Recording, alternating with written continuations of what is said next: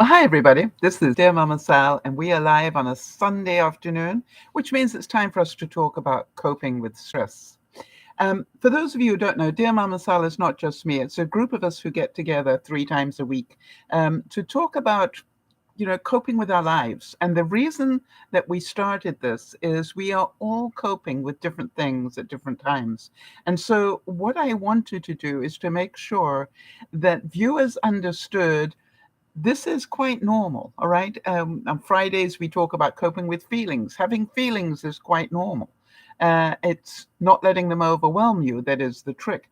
All right, on Friday evenings, we talk about coping with life, and there we do recipes and have fun cooking up stuff on a budget. I make a point of cooking on a Friday evening with whatever I've got left in the fridge as my main ingredient. Why? I want you to see that we can create really interesting meals just by doing that. And by the way, the one we did on Friday, the tomato pie. Ah, how did I never do that one before? And I want to tell you that one with the brie cheese in it, was really good. Hi, Jeannie, good to see you.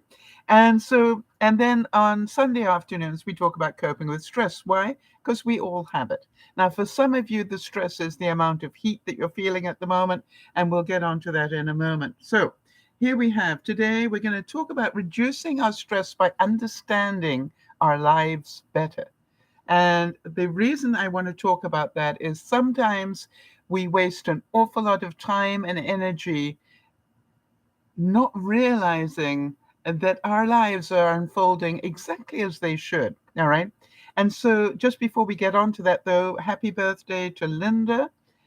Coming up, where are we? Today is what day is it today, guys? 24th. It's tomorrow. Oh, well, actually, it's today for her because she is in England. So, happy birthday to Linda in England. And tomorrow, um, oh no, on the 26th, it's Farmer's birthday, so happy birthday. Please, again, every week in the summer, I'm going to remind you, if it's too hot for you, imagine what it's like for your pet, whatever that pet may be. And I say that because we think about dogs and cats, but what about, your pet, whatever? Um, and, it's really important that we make sure that they are as comfortable as we would like to be. In fact, they should be our first priority. Should is a guilt word. I'm sorry about that. All right. Our quotes today are about life being the journey, not the reward. All right. So life is a journey, and if you fall in love with the journey, you will be in love forever. How about that? Isn't that lovely? I'm going to repeat that. Life is a journey, and if you fall in love with the journey, then you will be in love forever. How many of you can relate to that? All right, so Jodie's saying Lionel, her husband, carries Taily, their little white fluff ball, so he doesn't put his paws on the pavement. It's too hot in this 100-degree weather. Yes. Um, and, but, it's like, but how many people? I lived in Africa. If that is true, Jodie, think about this. If that is true, then no dogs would be walking around in Africa, right? Where it's regularly 100 degrees. Have you thought about that? um so to me this is about be aware, all right, and wherever possible let your dog walk on the grass, and or walk, play in the water, do whatever, do things that are dog friendly at this heat. So it's not that they can't, Jody, because if that were true, um dogs wouldn't live in Africa. And believe you me, I have plenty of dogs in Africa. And some dogs are too big to be carried, yes. Yes, Jeannie is saying Misty is using the grass. She gets plenty of water, and luckily the air conditioning helps tremendously. Yeah. So think about these things. That's all I ask of you. It's not that, that dogs can't handle 100 degrees. They can. Horses can, right? How many horses are out there at the moment, with no shade? Or how many cows, how many whatevers, right? They can survive, but be aware to, wherever possible, to help them survive. All right, so here we go. Our whole topic today is about the journey, but it's in terms of relieving your stress that you understand it better. All right. And Jody's going, and Lionel might just be a tad overprotective. Really? Really? Might? And you know who's nagging on him to do that. Right. One of the things I always remember about Yvonne and I, Jody, just so that you know you're not alone, it is so funny because I can remember we were on the way to the airport one time, and it was in midwinter, which here in British Columbia means that we have, an inch of snow.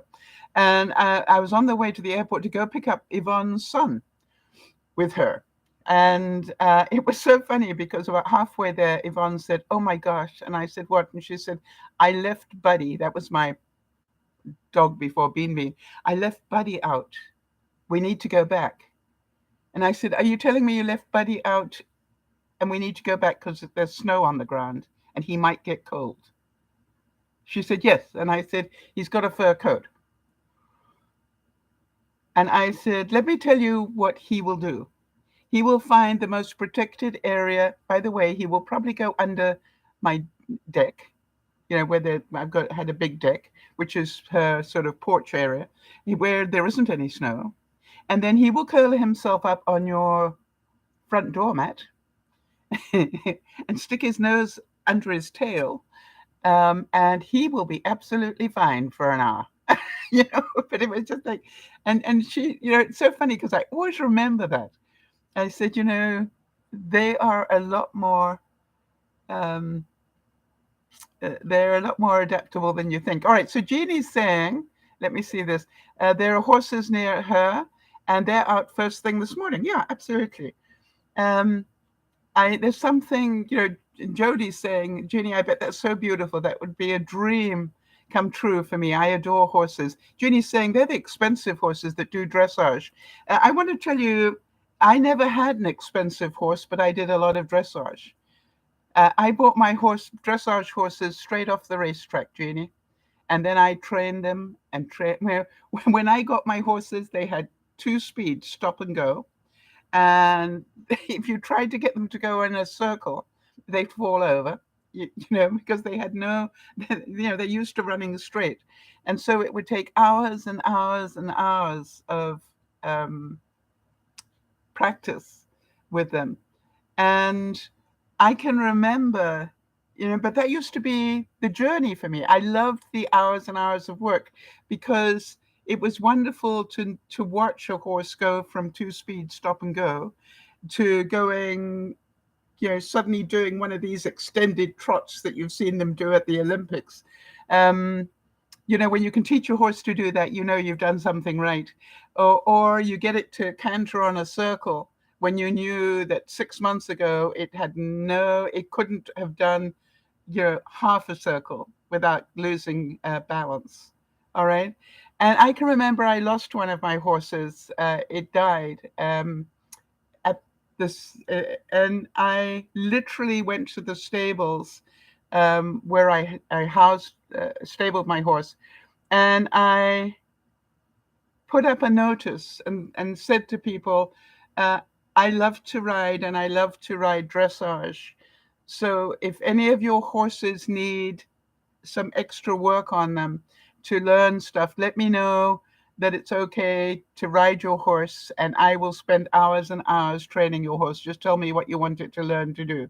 And for the month that I lost my horse, I literally spent hours upon hours at the stables where people lined up, and I do half an hour with one horse, and then I change horses. And so I could still ride. I just did it for other people. Jeannie's saying this is a horse farm that handles lovely, expensive horses. They have horse shows occasionally. Yes, I spent my life with riding dressage. So believe you me, I respect anybody who does it. I remember one of my friends, when I first met them, before they were a friend, they said to me, I've seen you. And I said, yeah. And I said, you spent hours and hours up in the 100-degree heat, uh, going around in circles. I said, isn't that interesting that that is your perception? Right? It is how people see it, right? Because they're not running this, they're not living the same journey that I'm living. It's going to drive me mad. My OCD is kicking in here, people. I didn't know I had OCD. Okay. All right, now I can relax a bit. How many of you relate to that? It's like, where's the third tea towel? It has to have three. But what is so amazing is that I didn't see it as wasting hours and hours of time. And we're going to be talking about that because it was my journey. My journey is not her journey.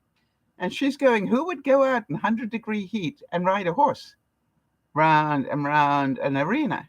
And I'm going, oh, yeah, give me that problem. Why? Because it is the most magical thing in the world to do.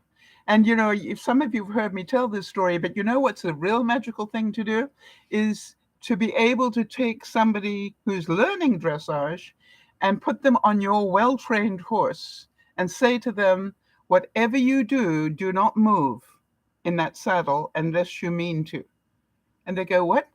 And I said, whatever you do, stay balanced, totally balanced. And they go, why? And I say, because this horse is trained that if I shift my weight an inch to the right, he will start doing a canter on the right leg. What? And I said, or if I lean just an inch further back than normal, he knows to go from a walk into, a canter.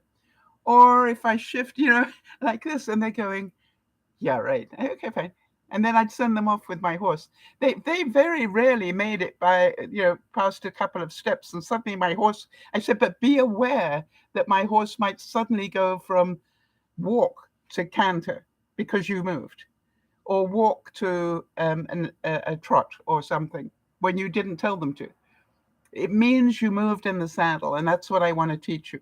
Well, it was the funniest thing to watch, but can you imagine how it felt for me to know that I trained that horse that well? All right. And that well that I could put a non-dressage rider onto that horse, and they would have difficulty riding the horse just because it was that sensitive to any movement on top. It was wonderful. All right, so here we go. Let your mind start a journey through a strange new world. Leave all thoughts that you knew before. Let your soul take you where you long to be. Close your eyes, let your spirit start to soar, and you'll live as you have never lived before. How many of you go, wow? But to do that, you need to take your soul where it longs to be. Take your soul where it longs to be. All right, so here's what I found out this week, all right? It's perceived stress that triggers the stress response. Perceived means it's in our minds. It's what we do. It's not what happens to us, right? You think some of you know this. It's not what happens to us. It's what our perceived fear is about what's happening to us, all right? So you can shift your outlook. So these things can't control you. But if you don't shift your outlook, you're going to feel stressed. Does that make sense? It's our perceived thought, all right, that causes our stress. So why? Because our perceived thought will trigger our fight or flight response, all right, which is high adrenaline. Remember what I said to you, I think it was on Friday, where I said I couldn't understand why pushing my blood pressure up when I was angry is dangerous for me. And yet, when I'm exercising, pushing my blood pressure up that high is healthy. And that completely confused me. Well, you know me, I'm a lifelong learner. So I'm going, why? Well, it's about the fight or flight response, right? When you're doing it in fear or anger or anything like that, you're triggering adrenaline. And that is, too much adrenaline is what's dangerous. So now the thing is, when you're doing exercise, it's triggering good things. I know it's surprising. So how about this one? You know that positive, supportive, and mutually respective relationships are good for your stress relief, right? And the trick is to give back to our friends all that we wish from them. I remember a physiotherapist telling me that one day. Whatever it is you want from the world, give it to other people, and you will be happy. I love, it's one of those little one-liners that stuck with me a lifetime. Whatever it is that you want from the world, give it to other people, and you will be happy. So if what you want from if you're feeling unloved, give the world love. Don't wait for a response. Give it, and you will be amazed at how your life changes. It's not about what we get, it's about what we can give, all right? How many people know that what gives me stress release is the stress of putting on these broadcasts? Go figure that one. Who would do this, as a stress release? Well, guess what? What does it take to put on a broadcast, people? Think about that. How much research does it take? How much time does it take? How much energy does it take? How much planning does it take? How much, you put all those bits together and you go, I've been doing this for 10 years. It's got to give me something. Otherwise, why would I do it?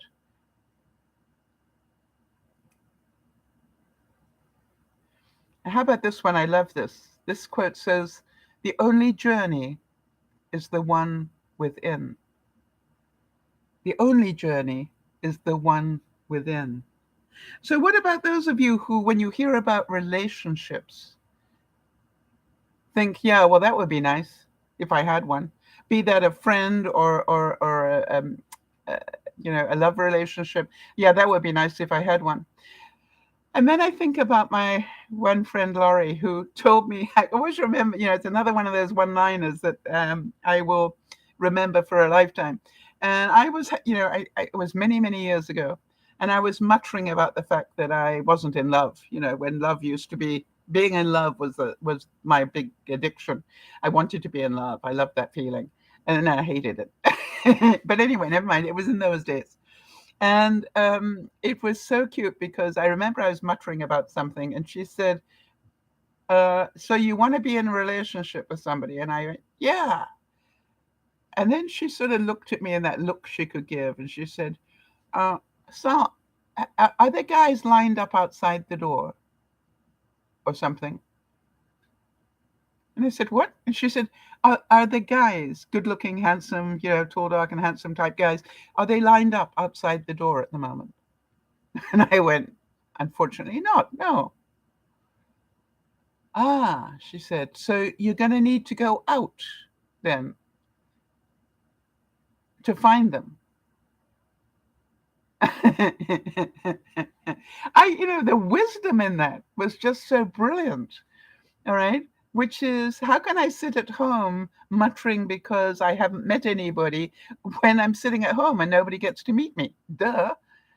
So you understand that journey is, I need to leave the house. Well, nowadays you get to do it online, but you understand the thinking though. And I thought about that.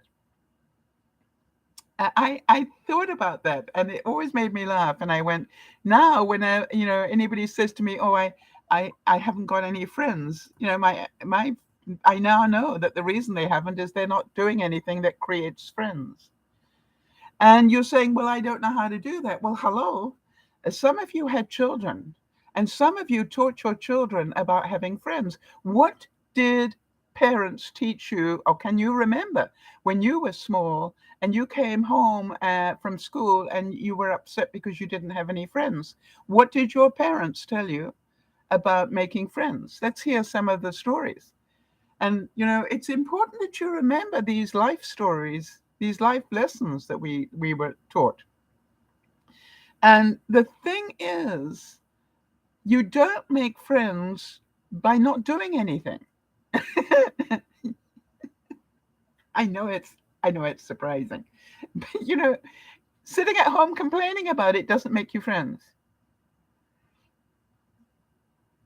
And I love this. It says, sometimes the longest journey we make is the 16 inches from our heads to our hearts. So stop thinking about having friends. If you want that feeling in your heart, you need to do something about it. It's just like, it requires some effort, people. So I don't know about you, but I seem to remember mind you, I have to admit, I never did go home and complain about not having any friends. I had a lot of friends at school for different reasons. I was like somebody that people gravitated towards. And I always remember the nuns saying, I went to a convent, and I always remember the nuns saying to me, you are a very dangerous person, in the nicest possible way. And I'm going, what? And they said, people gravitate towards you, and you are a natural born leader. All right. People want to be near you because you're fun and exciting, and but unfortunately we cannot make you head girl, although we always wanted to. And the nuns had this little meeting with me, and they said, we want to explain why. And I said, I didn't want to be head girl. And they said, well, yeah, probably part of you did, because you would have liked that title. And I said, oh, yeah, true. But they said, the reason we couldn't put you there is because, you get so close to getting expelled every now and then, it's not even funny. And I went, that's true.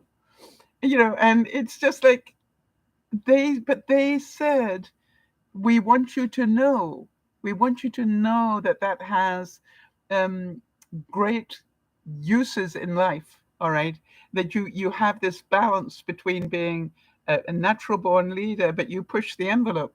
And they said, you need to know that you might not get picked to be head girl in your life for something, but you will always be a driving force. The head girl will be worried about you. And I always remember that. One boss, I was doing a speech one day, and I said that, I made a comment about the fact that, I always felt sorry for my bosses because, I was right nipping at their heels all the time. And right from nowhere, a hand shot up in the audience, and I sort of peered through the spotlights to try and see what was going on. And I said, whoever that is that's got their hand up, why don't you stand up and tell me what you want to say? Because obviously it's important. And it turned out to be my past boss. And he said, my name is blah, blah. And he said, I want to tell you she's 100% right. I was a boss for her. And my biggest fear every day was to get up and go to the washroom, because I was dead scared by the time I got back, she'd be sitting at my desk and I'd never get that chair back again.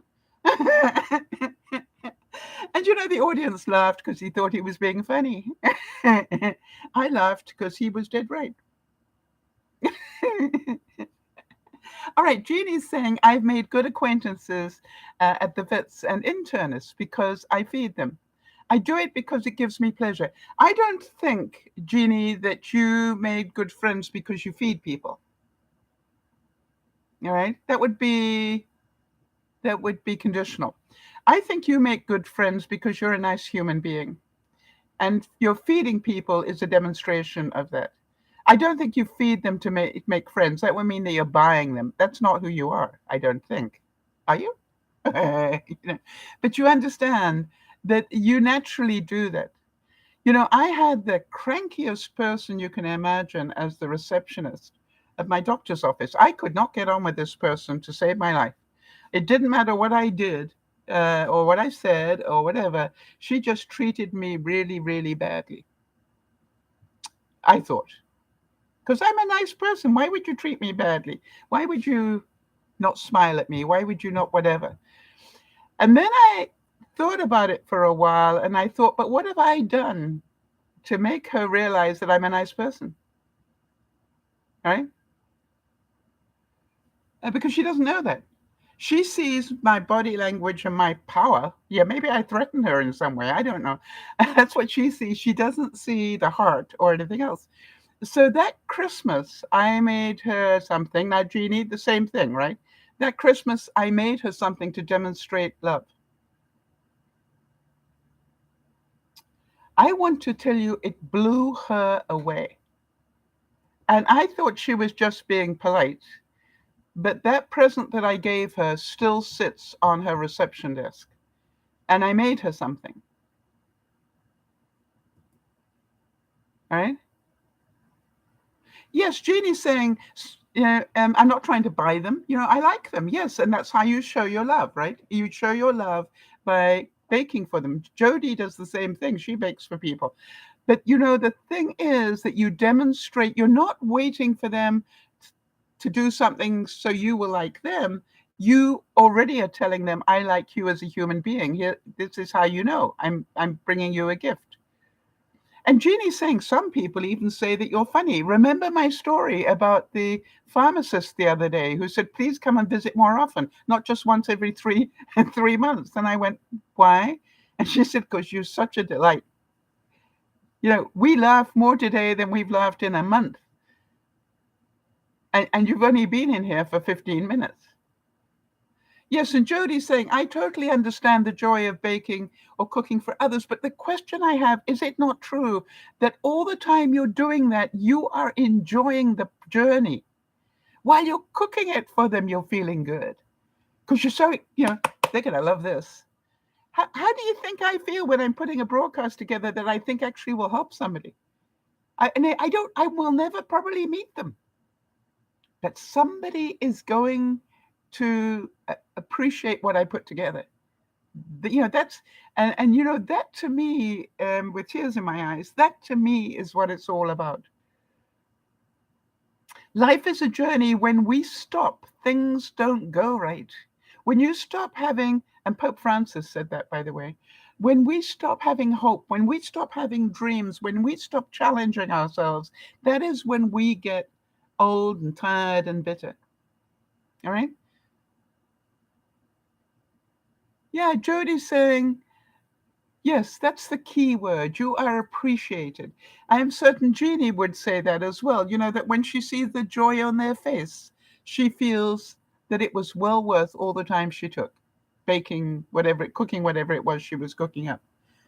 And they haven't even tasted it yet, and who cares? But we know that they're going to get a double whammy when they taste it, and it tastes so good. So when you look at this, and when you realize that life is about what you do to make it enjoyable. Our stress comes from doing things we love. It is a singularly very selfish act. I used to say to people, I used to say this a lot on stage, and it was amazing the reaction I used to get from people. I've said, it took me a long time to work out that I wasn't in love with the guy. I was in love with the feeling I got when I looked at that guy, or when I was out with that guy, or when I was doing things for that guy. That's the feeling I loved. And the other thing that I found that was all about life as well, for the very reasons I loved them, are probably the reasons we broke up. Now, that logic really blew my mind. But once I understood it, it helped me process at the front end. Just because he's the life and soul of the party and therefore a challenge for you doesn't mean he is the best match for you. Yeah. Jeannie's saying, when I can give a true compliment, it pleases me. Of course it does, Jeannie. Because so few people bother to compliment people on the good stuff. They're so quick to complain. And that is one of the keys. John Steinbeck said, a journey is a person in itself. No two are alike. No two journeys are alike. I've heard so many people judge battered women, for example. Why don't they get out? Yeah, why don't they get out? And I've said, you've never been a battered woman, have you? Some guy will say, of course not. And I said, no, that's the point. If you've never been there, don't judge the person. You see, I've been there. I've been abused. And I can assure you, you will, if you are codependent, which I was in those days, I said, you will do anything to get that person to love you more. I will do whatever it takes to get them to love me more. When the truth is, they don't. They end up getting abused more. But I said, if you haven't ever been there, how can you possibly understand it? So I don't judge battered women. In fact, one of the first things I can remember when I started DearMamaSal was talking to a woman who was in a province in Canada who was obviously in an abusive situation. And I stayed on the broadcast with a group of people until she had got hold of the local support group people and found a halfway house. It took many, many hours, but it was just like she didn't see what was happening to her was dangerous. And I said, I just want you to remember O.J. Simpson, all right? And Nicole. I said, you'd never know when that trigger is going to snap, and that's going to be, it could be the end of your life. So if you're lonely, get out and do something, all right? Doesn't matter what do something you like. Do it for your own pleasure, and you will meet people. Right? Most people are quite polite with new people. They want you to feel welcome. And this is a quote that's a little longer, but listen to this. It said, life is a journey of either fate or destiny. Fate is the result of giving in to one's wounds and heartaches. Your destiny unfolds when you rise above the challenges of your life and use them as divine opportunities to move forward and unlock your higher potential. You have a choice. Fate is when you think the world's doing stuff to you, and then opportunity is when you realize everything has an opportunity, has hope in it if you want it to. Yeah, and it's interesting. Jody's now, saying no coincidence that she was in that broadcast. As I said, Jody, when I look back over the years of doing Dear Mama Sal, to me, there was some moments in there along the way that, nobody can ever take from me. I know that we made a difference in people's lives. So now, would you agree that with all the technology we have today, if you don't have friends, you really don't even have to leave the house anymore, right? How many of you know you just need to join another group, another forum, and have a bit of a chit chat? It's just like you will make friends if you bother to participate in life. It's when you don't participate that you're lonely. I live on my own and I don't feel lonely. Why? I'm always participating. Think about that. Yes, and Jody's saying my closest friendships are online. And, I assure you that your grandparents would just have laughed you out of the house on that one. They're not real, How many times have you heard that? They're not real friends, I can remember when I talked about Benji one day to my sister, and, I referred to him as my son. And she said, well, and I said to her, well, my son's coming to visit. You don't have a son. I said, yes, I do. Well, I don't know how to tell you this, Sal, but you don't. I said, oh, yeah, I do. He may not be my biological son, but I assure you, he's my son. No doubt about it. He does all the things I ever wished of a son. Same with Dougie, right? So yes, Jody, I agree with you. You can make really close friendships online. two people I know, one is Yvonne and the other is Beth, one of our viewers. They reduce their stress by playing online games, right? Because even if you're just playing what I call one of those group online game things, you are going to meet people and you're going to interact with people and you are going to make friends if you participate. If you just sit there and play and don't get involved, then no, you're not going to do it. But if you, now the other thing I found out about these things, let me tell you. These online games bring out the best and the worst in people. You're going to find out who people really are in a hurry, right? Did any of you ever hear about the virtual reality thing, Second Life, where you could go and be an avatar and dress any way you wanted to, and it was I don't know if it's still going, but I remember I was into that very early on, and it was amazing. But it was really funny how one day, very early on, I helped somebody. And because that's what I do, right? I mean, it's not a no-brainer, right? I helped somebody. And he was in a group of people. And one of the other people said, don't bother with her. She's a newbie. And I was able to talk to him privately.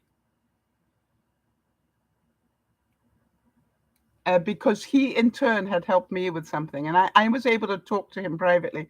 And I wrote him a little note. And you know what I said? Don't ever stop being who you are. They don't know it, but I'm not a 14-year-old whatever. Sorry, I've just messed up my thing here. I'm not a 14-year-old or whatever. I'm an old fart. And I just want to let you know that helping people is a wonderful thing.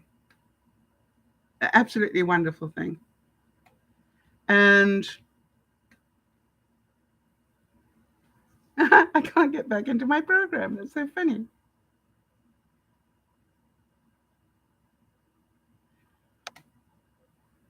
There we go. I'll be able to do it now. And I said, you helped me without even being asked. It's who you are. Please do not stop being who you are just because you're online. It will spoil you. And by the way, you never know who you're talking to in life. You never know who you're talking to. And you didn't know that the newbie you were helping was not a child or a young adult. But as at the time I was 50 something or something. I said, I really appreciate the help. You're a good human. Stay that way. And this person couldn't thank me enough for my comment. And I said, hey, the only reason you're getting the comment is because you're a good person.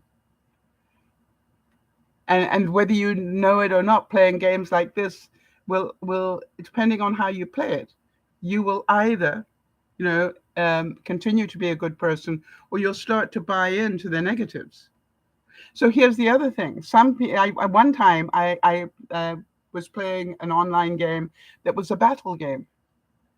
Now, nobody knew how old I was, and that was fine with me.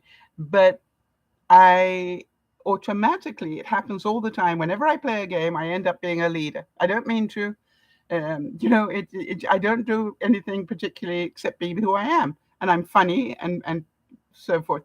But, on this particular game, I became a leader of a small army amongst lots of others, and the big king thing decided to give me a territory because I was so effective, right? Because I trained my people well. And the interesting thing was that I spent a great deal of time and even money building this territory up and making it very, very powerful. And the next thing I knew, I logged on one day and my territory was gone. And I sort of looked at it and went, where's my territory? And overnight, the king had decided to let go of my territory in order to gain something else. And you imagine, was I just a little bit incensed at the betrayal of that? And I got hold of him and I said, you would do that without even telling me? Without even discussing it? And he said, oh, don't take it personally. I said, you gotta be joking. What world do you live in that you think that all the time and effort I put into building that territory and training those armies, I said that you could just, let it go overnight without even warning me that it was going to happen? Oh, he said, you're so good, you'll build another one in no time. I said, actually, I'm so good, I'm going to tell you to go away, but I'm not going to use those two words. And I disconnected from the game then and didn't play it again. Why? Betrayal is not one of the things I appreciate in my journey. What about you?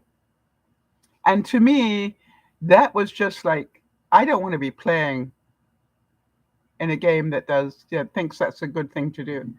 Don't take it personally. How many people have told you that? Don't take it personally. Yeah, right. I've had bosses say that to me. Don't take it personally. I said, why not? You just hurt me. Why wouldn't I take that personally? Oh, it's just business. I said, oh, so it's okay to hurt people or betray them or do whatever. It's just, don't take it personally, Sal. It's just business. Then I don't want to be in this business. Life is an opportunity. Seize the day, live each day to the fullest.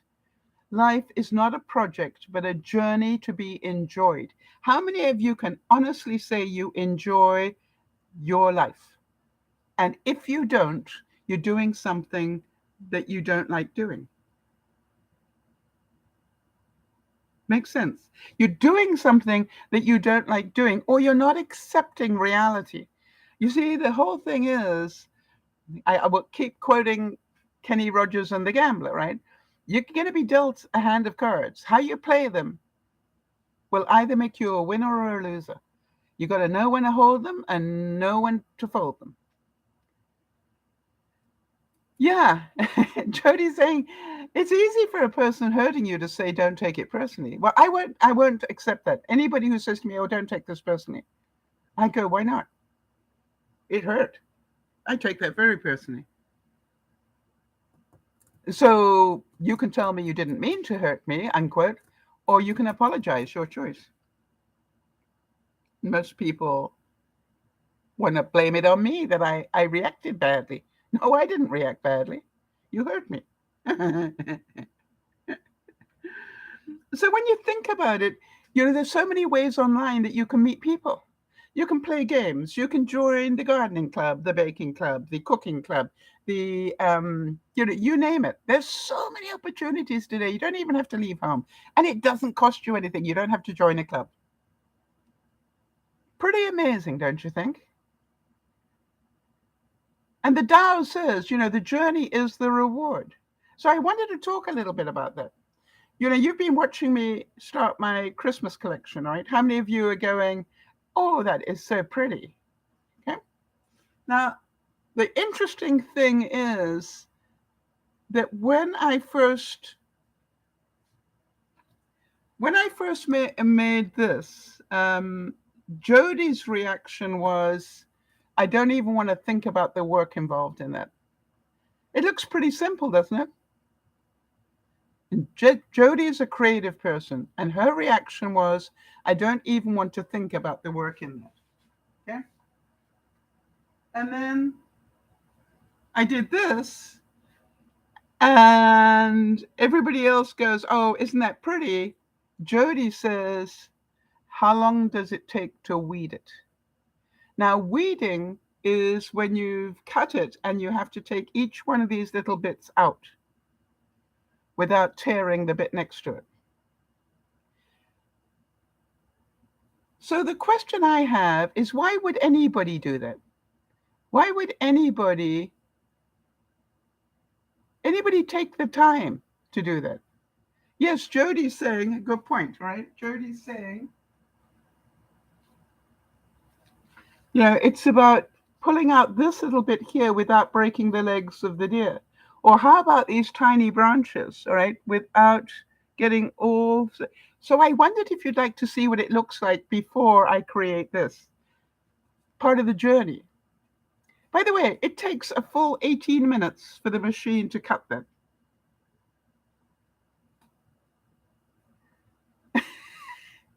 18 minutes just to cut it. So I thought, being who you are, you guys, that you might like to see what it looks like. It comes off the printer like this. Okay. Now I'm going to do this. How can I do this? I don't want to break anything because, I don't want to waste 18 minutes yet. But I'm going to show you how delicate it really is because you will then appreciate it. So I'm going to lift the outside of it first. That's the easy bit. And I just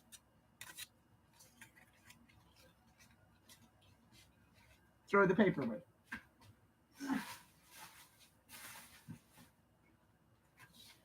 Now then, this now is, what did I do with it? All right, so now you're looking at this outside rim, and I'm now going to remove the bits between the legs. Okay? Now, I've never done it standing up, so this could be interesting. But what I'm really going to do is actually lift the legs if I can. Now, you see how delicate this is?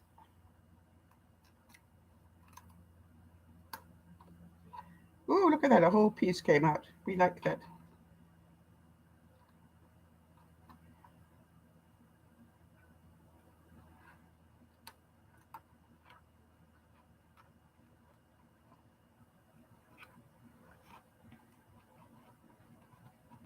You can probably see my face, right?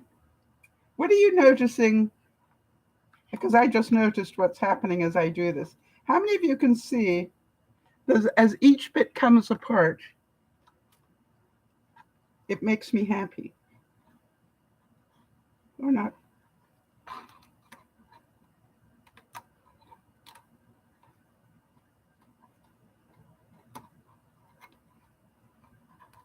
And now we're getting into the branches, all right?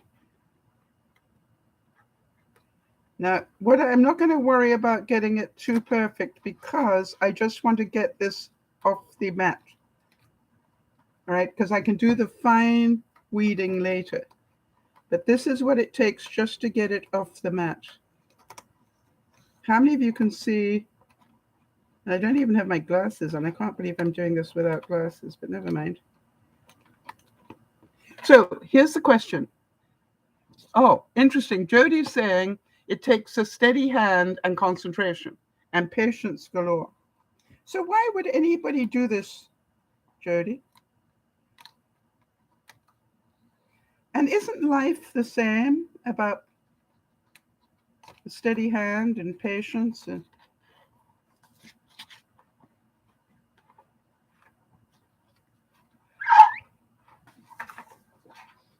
So now, I've got this. So here are the legs, Jody. And then you get to the rest of it. Now, how many do you think I have messed up? And I'm not going to finish this right now because I don't want to break anything. It's, it's just I need to concentrate more. But you understand this is not a quick process, right? But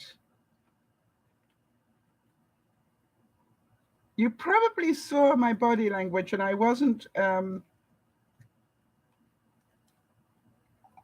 putting it on. Do you think maybe it was the same joy in a way that I used to get from riding dressage, when I could take a horse that could do nothing and teach it how to dance? Yeah. Did it take patience, a steady hand? And by the way, if I wear my glasses, this would be so much easier, but I'm not wearing my glasses. Hang on. I just want to get one more big bit out for you so you can see. Oh, there it goes. Thank you, God. The first time I saw that, okay, do you think I was like a cat that got the cream? Now, obviously, there's a lot more work I need to do to get the branches clear. But can you see, this is not easy. This is not a 5-minute job. I got tears in my eyes because it really, this is, to me, is life. But my question is, how many times do you think I've spent 18 minutes cutting it out and then got this far and then broken the branches or whatever? You see, life is like that, isn't it? When you understand life, it's part of the process. This is a bag of what came out or didn't go well. And Jodi's saying that you kept going. Yes, Jodi probably more than most of you understands that I don't quit on things. How many of these did I have to try before I got it to look like this? Sometimes I'm lucky. The first one I try works, in which case it's a very good pattern, all right? But you know, sometimes you get a pattern. I got this pattern by the same guy that designed that one. And when I put it together, it did not fit. Can you see that? It's like this roof line is here, oops, here, but the roof line on this part is up here. So there's something wrong with the measurement. Now, that pissed me off. This is about life. What would you do about that? Now, does it look, and if I hadn't shown you, right, how many of you would have said, that's so pretty, Sal? I like it in white, okay? But to me, it was like, okay, I must have done something wrong. Do any of you relate to that? So let me try that again. Maybe I'll do it better the second time. Guess what? The second one? See that corner? Can you see that corner there? I don't know. But it's got a hole in it. And it doesn't matter what you do. This roof line on the design is longer than it should be, or this roof line isn't long enough. And I think it's this one isn't long enough. Why? Because it looks skewed, doesn't it? This is square. This line is square, but there's something wrong.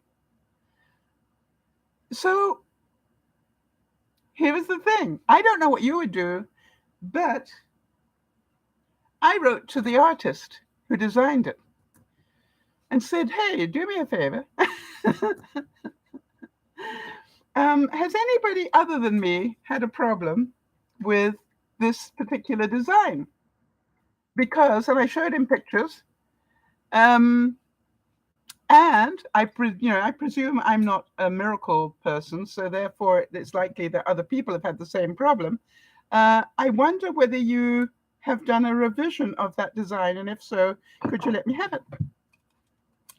Now, do you think that the person who designed it has probably, made a lot of money out of that design and nobody's ever complained? They probably thought they were wrong. Me, I know I didn't do it wrong. I did it twice, same problem. So what do I know? If I do it twice and it's exactly the same problem, this is not my problem. Somebody else's problem. And so, to me, I don't think twice about getting hold of the guy who designed it and say, hey, well, I paid money for it. Do me a favor, could you have a look at this for me? I'm waiting to hear his response. But what did I find out? The guy who designed it happens to live in Kent, which is where I grew up. So, this is like, oh, there are no coincidences. here's the thing. You see, I know not all things that go wrong are my fault. In fact, most things that go wrong are not my fault. Yes, and Jodi's saying how many just let it go. You see, they don't make their lives interesting. They presume they did it wrong and give up die cutting forever because it doesn't work. Well, hello. I keep doing it because it brings me great pleasure. But who knows how much time it takes? Nobody, right? Who would want to spend that much time? The same person who wants to go round in circles with a horse.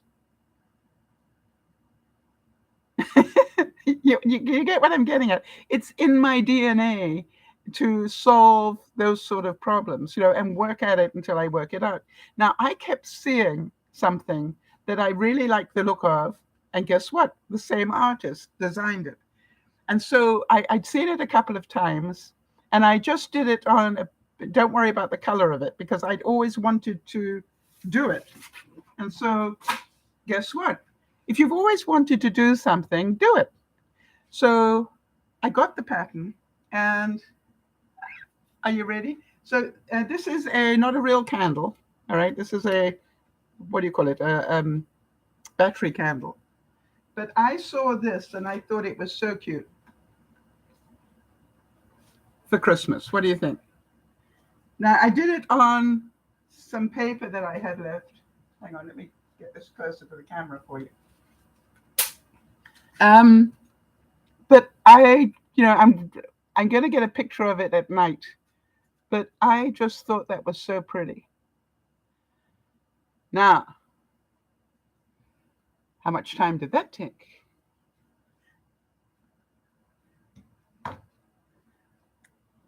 Imagine the machine's got to cut every single line of this, all right? Every single line.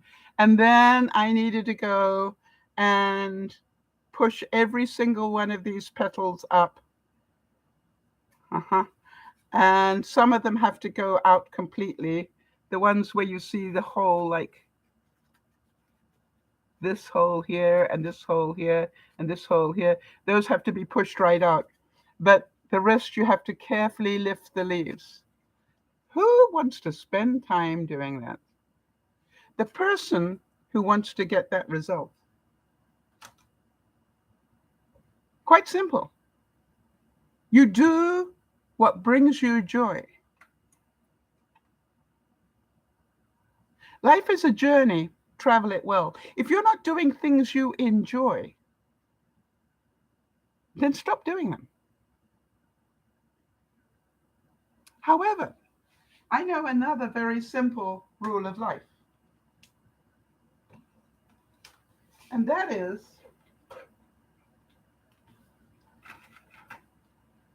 the wheel of life. We've talked about this a couple of times, but maybe it's time to revisit it. If this is the time you have in the day, all right, and you want to sit and make a house, learn how to make a house, or do whatever, at the moment you're spending this much time working or not, this much time on your finances, this much time on your family, this much time on your relationships or your spiritual, and your life's made up with all sorts of things. And if you've got them all sort of equally balanced, your life is in balance, right?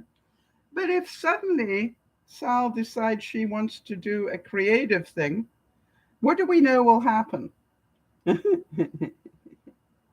It's going to take up an awful lot of time. Now, the reality is, because life is the way that it is, something's got to give. So maybe it is I spend less time on my finances to get that time, right? Because we've only got 24 hours. And maybe I don't spend as much time contacting my family and friends. So that has to go. Do you understand what happens to the wheel? So will I now have a different life, right? Not totally in balance on society's way, but maybe brings me great pleasure.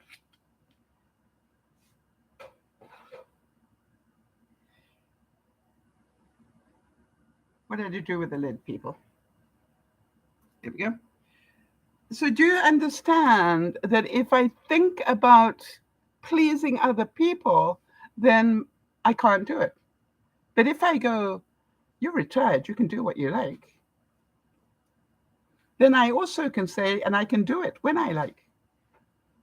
So last night, for example, I was busy working on how do I get this so that it takes less time. In other words, I need to spend the same amount of time, but I need to use the time better. You see, that's part of me, right? You know that, experiments.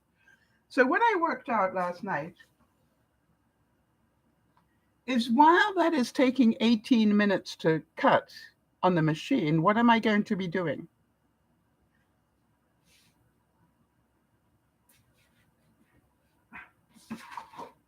Does it make sense that I'm busy weeding out the next one?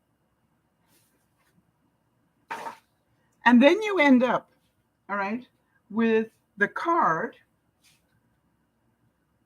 When it's weeded, you end up with just the white, right? The card like that. But now you have to cut and then apply the color. And you'll be amazed at the little steps that need to be taken to get it all there. But what I found out was I'm getting really better about using my time better. Do you think that's bringing me joy? And that I've got my craft room set up and I'm going, okay, that's printing, which means I can now weed this bit. And if that's done before the printer's finished, I can now go to where I'm doing the gluing stuff.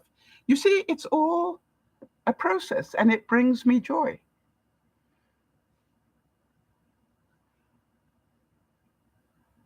So what about friends for a second? I want to go back there.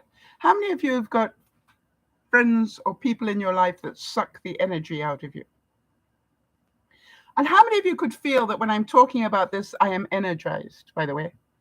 I want you to understand that I have energy when I talk about it, right? But how many of you have people in your life that drain your energy? And we've had it happen. You know, we're a group of people to get together, and I value that people come in and talk about issues. And some apologize for taking our time. Well, hello, that's why we're here, right? If you've got something going on in your life, talk about it, and we'll always make the time. But here's the thing. Every now and then, you will remember, those of you who've been around a while, we get somebody who comes in week after week after week after week with the same problem. And the words yes, but are the most common words that they write. So what happens is I will start getting comments from viewers privately saying, can we shut her up? Why? They didn't mind helping her when she had a problem, but she obviously is not doing anything to fix the problem. You know, if you keep doing the same thing and expect a different result, that is called insanity, right? If you want to change your life, if you want to make it happier, less stressful, you have to do something, right? And you have to understand that doing something will be uncomfortable because your wheel of life will have changed. If you don't understand that, hello, what about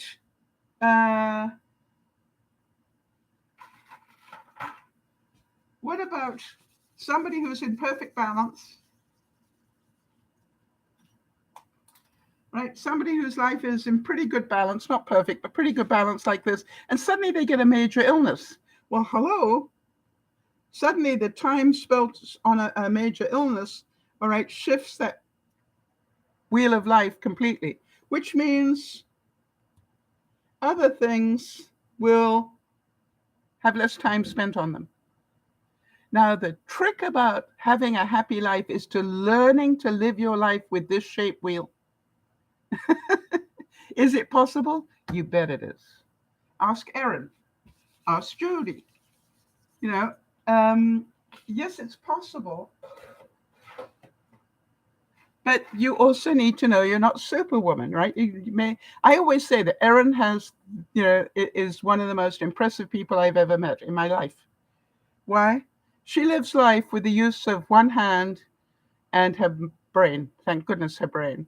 All right. And in other words, her head works, her body is working, but she can't move any muscles except for this hand, which she. Yeah, I'm pretty certain most of you go, I couldn't live like that. Well, you see, Erin does. Why? That's the shape of her wheel. So she's got two choices, right? Live with it and make, if this is as good as it gets, how happy can I be? You see, that's something I learned to say to myself. If, I assure you, getting old changes the wheel, right? Getting older changes the wheel. But I keep reminding myself, so you've got arthritis of this finger, all right? You can probably see it's bent and it's painful. My index finger of my right hand is painful. Can you imagine how painful it is when I'm weeding or doing whatever? I'm already trying to work out how am I going to do this if I can't use this finger, right? Because I will then find a different way, right? Because this finger is getting more and more painful. You see, I'm always working on the fact if this is as good as it gets, what are you going to do about it? Is there any way I can make it easier on myself? Is there any way I can make it? But I still do it. I will still do it. So be careful about the people who drain your energy because, you've only got one energy wheel and you're giving it to your energy to different people. What amazes me is how few times we give energy to ourselves. In order to complete our amazing life journey successfully, it is vital that we turn each and every dark tear into a pearl of wisdom and find the blessing in every curse. Yeah, Jody's saying that's the greatest self-care is focusing on the positive. All right. That doesn't mean that everything is easy. That doesn't mean that, that I'm going to be able to cut these beautifully. I assure you, I was going like gangbusters last night when I was doing it. I was going to say playing. It's interesting, isn't it? That comes to my mind. But then suddenly I couldn't cut one right to save my life. I did 4 that were messed up in a row. And eventually I went, wait a minute, 4 in a row? That's not me. 4 in a row means there's something wrong. It makes sense. It took me 4 of them to mess up before I realized there's something wrong. And guess what? The blade was having a problem. But now I want you to think again. All right. What about my finance wheel? Because I've got this little finance wheel and this much money goes here and this much money goes here and this much money goes here. And if I keep having to change blades, that's money. Which means if I spend my money over here, I'm going to have to spend this money somewhere else. That's life. Or I'm going to have to make some to pay for it. That's life. When you understand how life works, it's quite simple. And so you look at it and go, how many people do you know that are so angry at the moment because life is costing so much? They're angry about it. We've been talking about it here for 2 years. We've been talking about it's going to happen. Let me tell you what happens after the pandemic. I've done the research. I looked at all the pandemics and what happened to the economy, what happens to whatever. So we've been talking about it for 2 years. It's going to happen. No surprise to the Dear Mama Sal viewer. By the way, the price of wheat, I am pretty certain, is going to go skyrocketing. And I think I warned you about that as well because of what's going on in Ukraine. So if you've got room to buy extra flour, do it now. If you can keep it, fairly fresh. And by the way, it's probably already expensive, but it's going to get really expensive. So how many people do you know are blaming somebody for the price of gas? Or how many people do you know that are blaming the US for something? The thing is this, if you bother to stay aware of the circle of the world, you will know that Greenland, for example, is losing so much ice. The temperature has gone up so high in Greenland that it is pushing out so much extra water this year that it's, I mean, this whole thing about global warming and places getting flooded, they were saying it was the equivalent of something like millions of Olympic swimming pools, tens of millions of Olympic swimming pools, just one bit of glacier fell off, and that's how much extra water went into the sea. And you go, if you can't see what's happening, then you're not aware. If you're not aware, you can't plan to do something about it, or you're going to blame somebody. I keep thinking back to Al Gore and his unfortunate truth, right? Or uncomfortable truth, whatever he called it. He made that movie when, Jody, could you check? How many years ago did he put up that documentary? And we all went, oh, yeah, right. Very funny. And yet almost everything he said in there is already starting to happen. So I look at it and go, you're going to meet people who suck the energy out of you or suck your time. You see, if you want more time to enjoy yourself, you're going to have to lose some time somewhere else. And I'd like to suggest, have a good look at your day. Where are you wasting your day? I understand that you like to be on TikTok, but seriously, how much of it is valuable to you? All right? And how much of it is just you get obsessed by it? And that's what it's built for. It's for you to be obsessed. An Inconvenient Truth was 2006. Right? That's a long time ago that he warned us exactly what was going to happen if we didn't do something.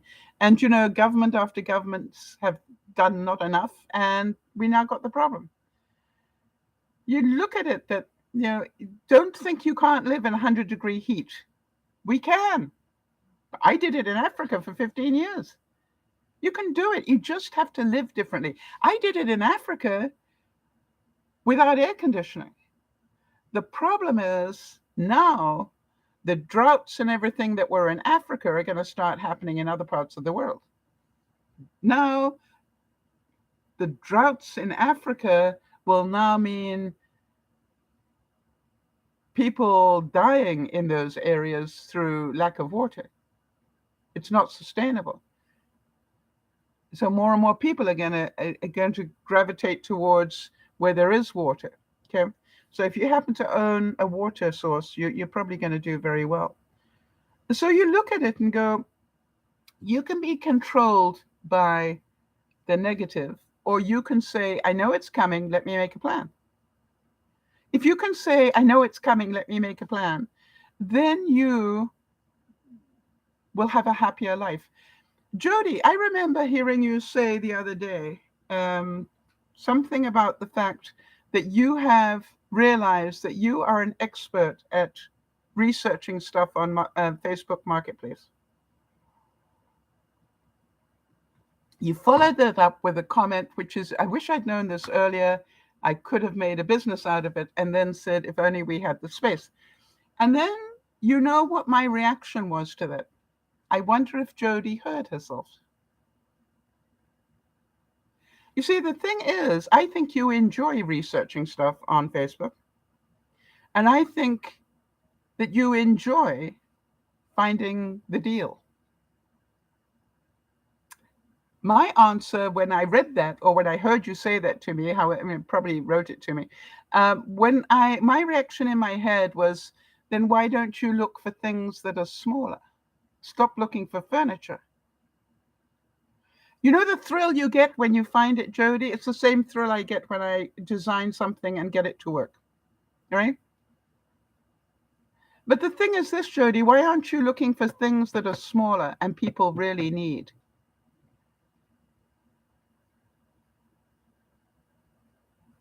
Stop looking at furniture. But by the way, people are going to always need furniture, right? So if you can find it for free and sell it for $10, you made money, except for the time it takes to go get it.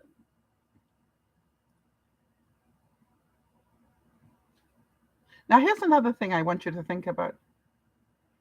Yeah, so Jody's saying sometimes logistics, all right, but there are local opportunities. Exactly. There are local opportunities. If you take each what goes through your head, take all those negatives that come into your head. I can't do it because I don't have enough room. Okay, so I need smaller items. Then I can't do it because I need transport. Well, today are there other ways of doing that? What I'm saying is keep doing what I do all the time. Remember the story about the website, Jody?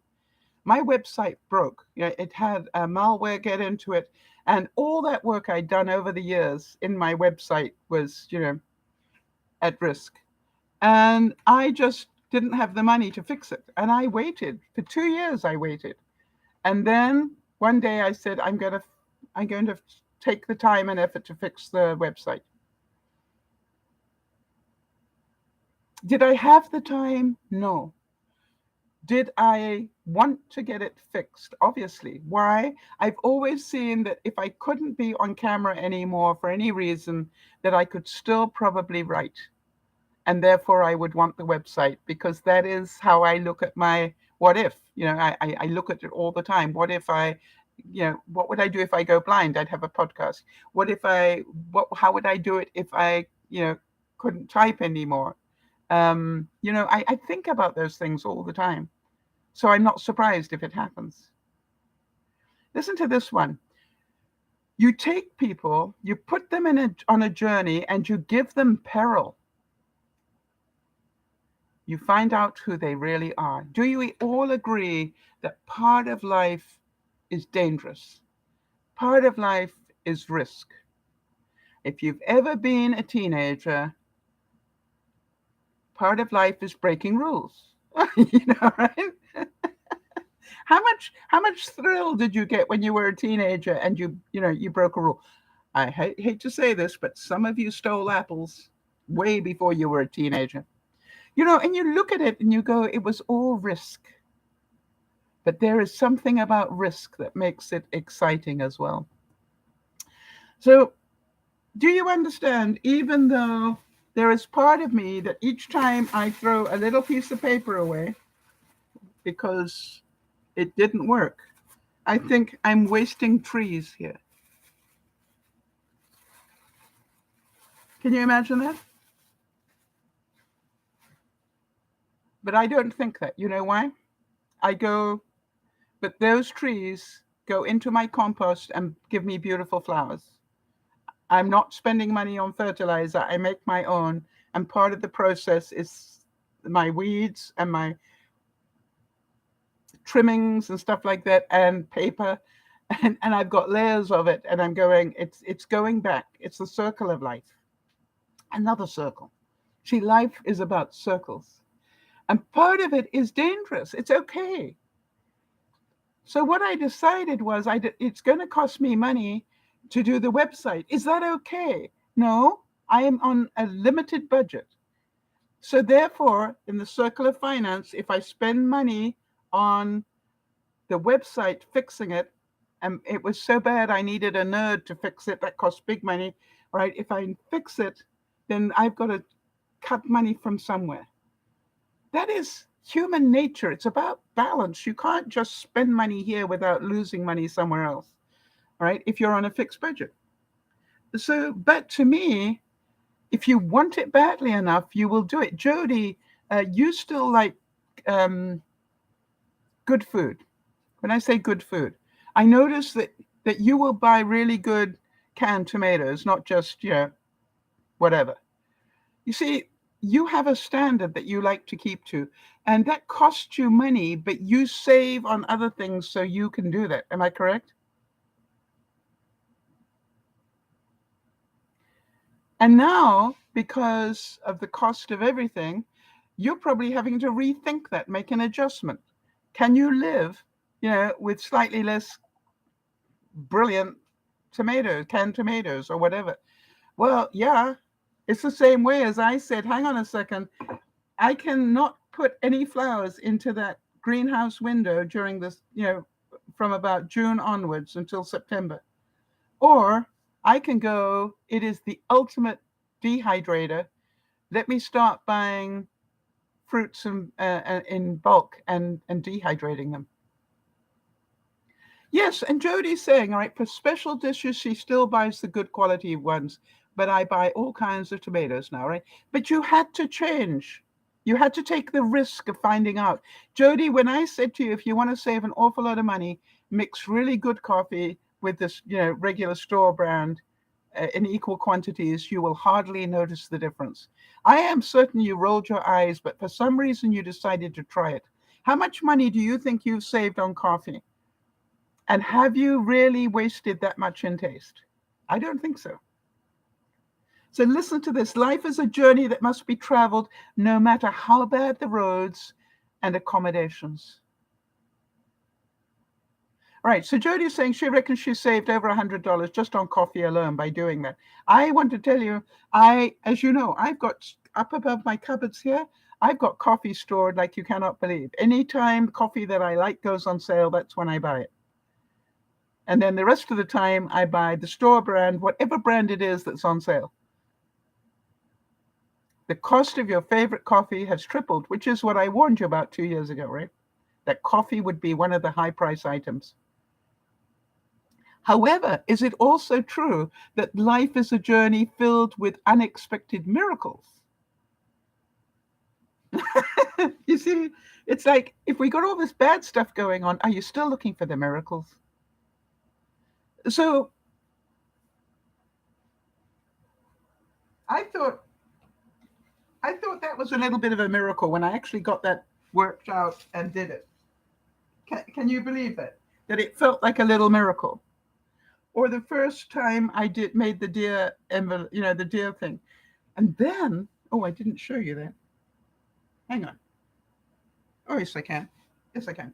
Okay. So then what I wanted to do was, okay, can I make a gift card type card? All right. So that was my challenge this week. And how do you like it? And then you open it up and it's got a little pocket here. And you put your gift card in it that you're going to give somebody. Now, again, how many hours does it take? Does it matter if it brings me pleasure? So the thing is, and by the way, I'm going to drop in a little piece of paper to show that there's an envelope there, but you do know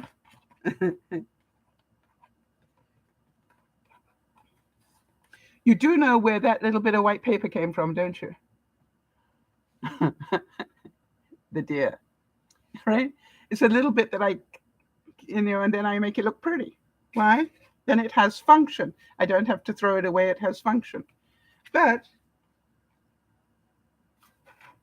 how much prettier is it if it has its own matching envelope? And so I now can make a matching envelope out of the same cardstock that I used for the gift card. Does that make it even better? So then, of course, being the creative person I am, so when you open it up, you'll see this. Was there a risk? Yeah. Why? Wasting more time. Got to learn how to do that. But once I've learned how to do it, then it becomes easier. So then, being the person I am, because life is a journey, I am now working out, how do I get more hours to be able to do these things? Right? Because it does bring me pleasure. The results bring me pleasure. And of course, now that's where my brain is going. I'm a problem solver. That's what my mind is built for. And so the interesting thing is that I was busy working that rotation. Well, while it's cutting, I could be doing this. If I know the deer takes 18 minutes to cut, that's 18 minutes I can be doing something else, right? Now, what happens if I, don't have anything else to work on? Well, 18 minutes in the kitchen tidying it up. or 18 minutes changing the wash or folding clothes. You see, now I can start saying I can actually produce quite a few of these because actually loading the machine up with the paper and the mat doesn't take a whole lot of time. That takes 30 seconds. Am I making sense? And all I need to do is get it all lined up, get the paper and everything ready and put it in and press the button. All right, and Jody's saying that's using every minute to the max. So can I make time out of the time I thought I didn't have? You see, I was working last night in the early hours of the morning. Right, I was still working at 3:00, having a ball. I was so enjoying it because I was finding things, that were interesting. And my mind's going, you really should go to bed. I'm going, but I'm an adult. I can choose. Well, guess what? I didn't get to bed until 4 this morning. But I'm retired. What does it matter? It's my life. And by the way, I paid the price of that because I didn't wake up until 1. You see, you can't take the sleeping time and do something with it without extending it on this side. Because, I didn't. But it's perfectly okay, Jody, if I'm not trying to please anybody. If I realize this is my life, and if that gives you pleasure, do it. By the way, I want you to imagine this for a second. Because what I was doing was working late at night with my patio door. My machine is right next to my patio door in my craft room. And so the patio door was open, the screen was closed, the patio door was open. There was a cool night air coming through. And I was sitting there and I'm thinking, in these dog days of summer, who says that I need to be awake when it's blistering hot? Make sense? Maybe it is the better deal to be working at night and early morning rather than trying to do things during the day. You see, I can see a positive in that. And then the other thing was, imagine what it was like waking up at 1:00 in the morning and 1:00 in the afternoon and thinking, I got a broadcast today. One that I should have done a lot of preparation for. And then, here is the reality. The reality is I have never put a broadcast together in an hour. I don't mind telling you that. But, I've got 2 choices, produce a broadcast or cancel it. Well, that's not a possibility. I have no reason to cancel it. So then I went, hey, what am I going to talk about? I didn't even have a topic to talk about today. But, the funny thing is that when you love what you do, there is no excuse. It's like, don't worry about it. Now, what is it? A journey of 1,000 miles starts with the first step. So remember on Friday, I was telling you, I have a process that I use to put a broadcast together. The first step, all right, is the notification up. Yes. Second step, what quotes am I going to use? Third step, birthdays and things like that. So an interesting thing is, because I've already got that framework, the first thing I hit was the quotes. What quotes am I going to use? Well, I didn't know because I didn't even have a subject. But the funny thing was, I said, just pick one. And I did. And then, funny enough, when I was working with the quotes, I thought, this is about the journey of life. The cutting machine problems shows you all the problems we have with life. If I'm not prepared to do the work, I'm not going to get the result. True? If I don't spend the time learning how to do it, you're not going to end up with something as beautiful as this. I have to put time and effort into it. It doesn't come by accident.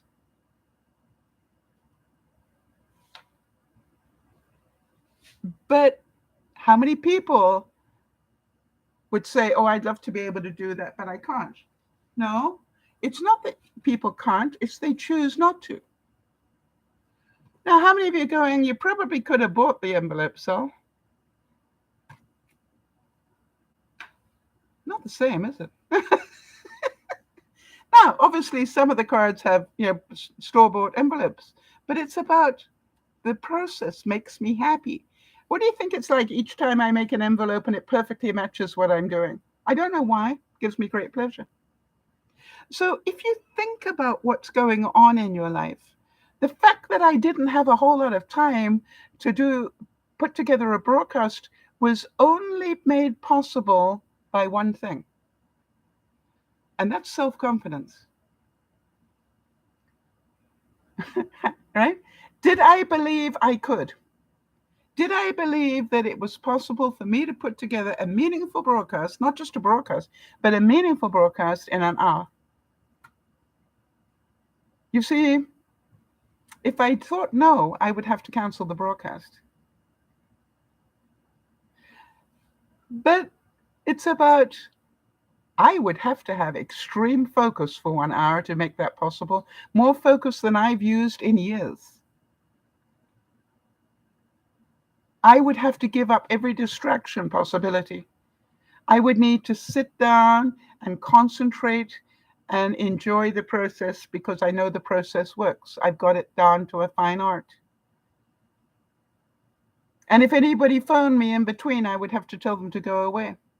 And if anybody knocked on my door, I'd have to pretend I was asleep or something, because if I didn't use 100% focus for 1 hour, I would not have a broadcast. And would it be worth it? When you understand the wheel of life, you understand things are possible in far less time than you think.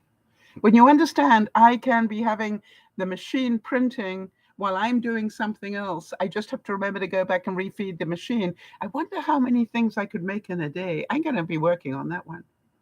And then there was part of me that right in the middle of all of this went, you could regret doing this. All right, I'm about to put the cards and things on my website. And there was part of me that went, how many orders could you handle?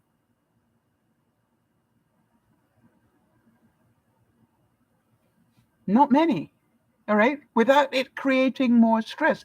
But the question then is, how do I do this so it's not a stress for me, that I can still do it and enjoy it? And I went, that would be controlled. I would need to control it to some degree. And so what I have done is I've only made enough stuff that I can give to my family and friends at the moment, but I'm ready, because I've been working on the process, I am ready to produce more. And what I'm going to do is I'm going to put the thing up on my website, but I'm going to start off by only giving access to family and friends. When I say family and friends, right, the regular DearMamaSal people that might want it, and my personal group of friends, right? So what I will do is say it is not up for general consumption, but I want to make sure you get the first opportunity. So let me know. Now, if I get, and then I need to put them into a proper time system, not pretend that one of those takes me half an hour to make, because it doesn't. Right? What if I actually book it in, that I have it, maybe allow 4-hour slots for each order? That would mean that I will know how many orders I can take. And it's okay. I don't have to be Superwoman. I can say, I am sorry, but I am totally committed for 2022. However, I could make you ones ready for 2023. You know what I mean? It's just like, I have to just find a way that works for me. And then I went, but what if I get sick or something and I can't produce it? Well, then you find a way around that. You either teach somebody else how to do it, or you give people their money back. So don't spend the money you haven't got. And so, you look at it all and you say, if you have hope of a future, if you can get excited about something in the future as well as enjoy your present, that the journey of 1,000 miles starts with the first step. If I'm not prepared to try the deer, if I'm not prepared to get a lot of them wrong, then I don't have the right mentality to do this. Makes sense? If I don't have the patience to do that, I know I've got the patience. But what if the deadline is so tight that it's stressful? Well, that means I'm taking on more orders than I should. That will be up to me. I can't blame anybody else for that. What I need to do is get some and see what happens in reality. But you understand it could become my nightmare if I don't control it and keep it fun. But I know if I do this more, other things are I'm going to have less time for other things. It's the circle. Something has to give if you're going to give more time to something else. So what it makes you do is look at your priorities. What am I going to give up so that I have the time to do this? Quite simple. It's not rocket science. So there we go. Life is a journey, and journey is full of hope, and it's full of wrong steps, and it's full of messing up, and it's full of, oh my gosh, doesn't that look pretty? It's like all of it is part of it. When you look at it, it's not all about good health. I've known more people that are happy who are way more sick than I'd ever want to be, and yet they live a happy life. Why? They do what they want to do with what they have. They know when to hold them and know when to fold them. And they make time for the things that give them pleasure. And they make time to eat the foods they love. They save money here so they can eat the good quality stuff here. I think that's life. I think that's living. I think that's called happiness. And you may not have as much as you used to have, but you can still be happy. And you can still live a really good life. This is Dear Mama Sal saying, remember that the journey is the reward, right? All the things that go wrong here are part of what brings the reward. It is not easy. If it were easy, you'd all be doing it. This is Dear Mama Sal saying, find out what gives you pleasure and do it. We'll see you on Friday. Bye-bye for now. Thank you, Jody.